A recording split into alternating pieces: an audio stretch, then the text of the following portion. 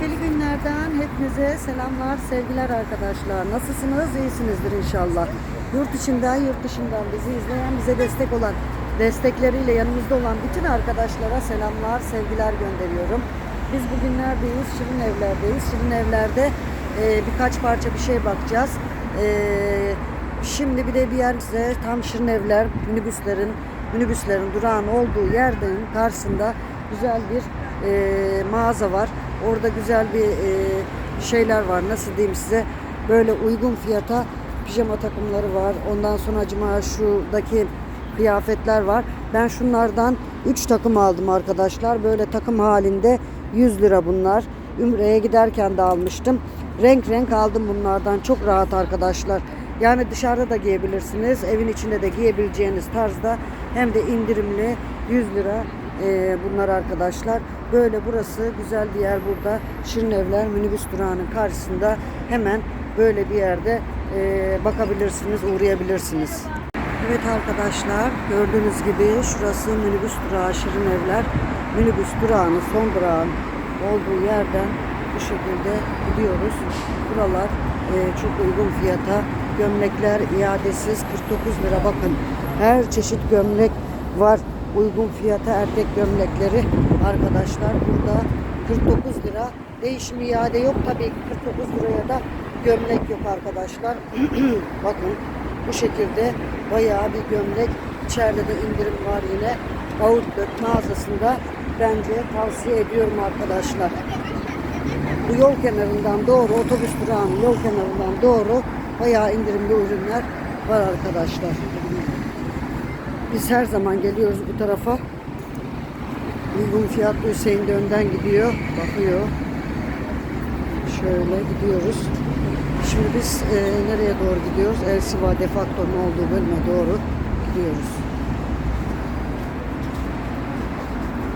Evet arkadaşlar, oradan dümdüz geldiğimiz yerde bakın şöyle otobüs durağının karşısına geldiğimiz yerde burada da kapatıyorlarmış. Zararına satışlar diyor. Terlikler, ayakkabılar uygun fiyata indirimde şu an. Bakın şöyle.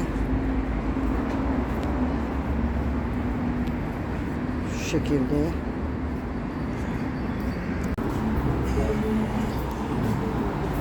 Böyle bu pasajın içinde çantalar.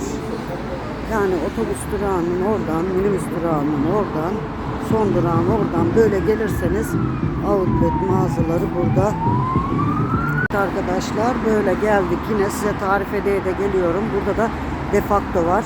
Büyük Defakto mağazası indirim var şu an Defakto'da. Buraya da bakacağız inşallah. Şöyle gidiyoruz. Bakın Şirin Evler yolu üzerinde şöyle Yeni Bosna'ya doğru giden yolda indirimli mağazalar var arkadaşlar. Aslında burada Filo vardı. Filo'da çok uygun şeyler vardı. Ama burada İstikbal ve Bellona var. Burada da büyük indirim fırsatı kaçırmayın diyor. Bakın 24 saatte teslim. Böyle güzel ürünler var arkadaşlar.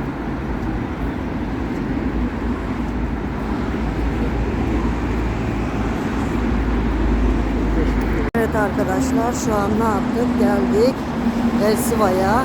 Büyük Elsiva mağazasında. Şimdi buraya gireceğiz. Bakacağız birkaç ürün birden. Şöyle indirimlerden. Ne tarafa gidiyoruz Hüseyin? Buraya bakmayacağız mı?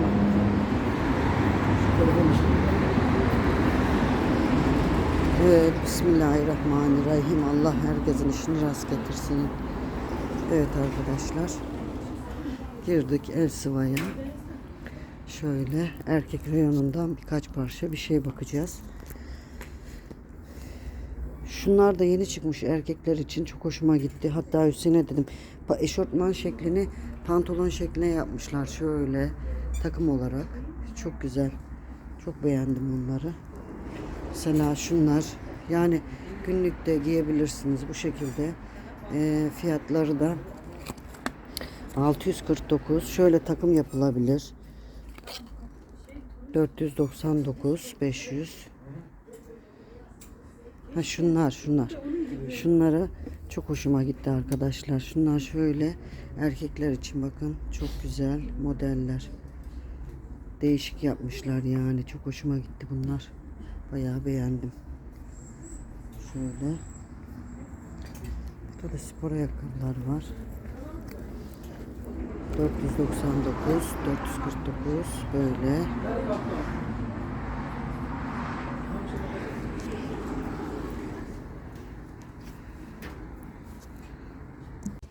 Evet arkadaşlar, biz baktık modellere.